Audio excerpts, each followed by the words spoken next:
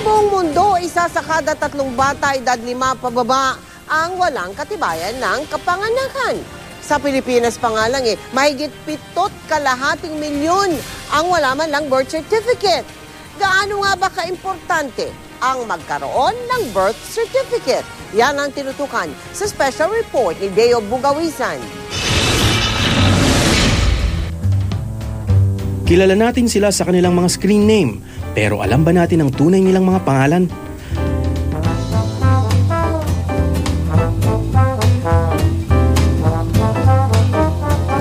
Ang 15 anyos na si Eliza, wala nang ang screen name, wala ring tunay na pangalan kung tutuusin. Since birth, wala kasi siyang birth certificate.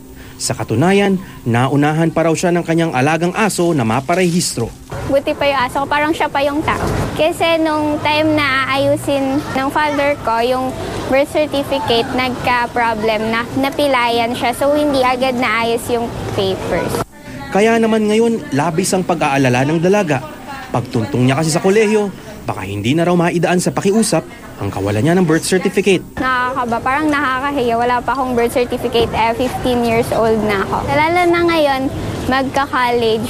So, magagahol pagka kinailangan yun kasi aayusin pa.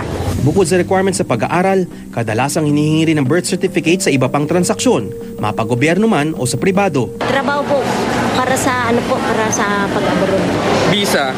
Kasi malapit na ako mag-pension. Malaking suliranin din sa gobyerno kung hindi rehistrado ang lahat ng mga Pilipino.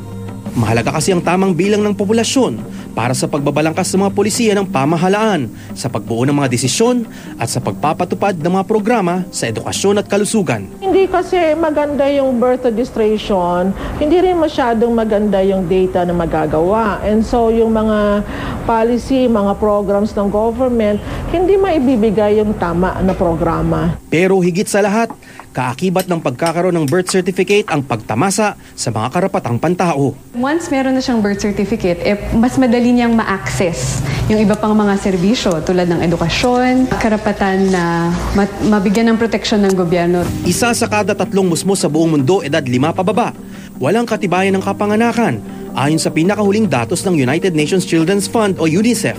Sa Pilipinas, halos 70 milyong Pilipinong nakarehistro sa National Statistics Office o NSO, habang isa si Eliza sa mahigit 7.5 milyong Pilipino na walang birth certificate.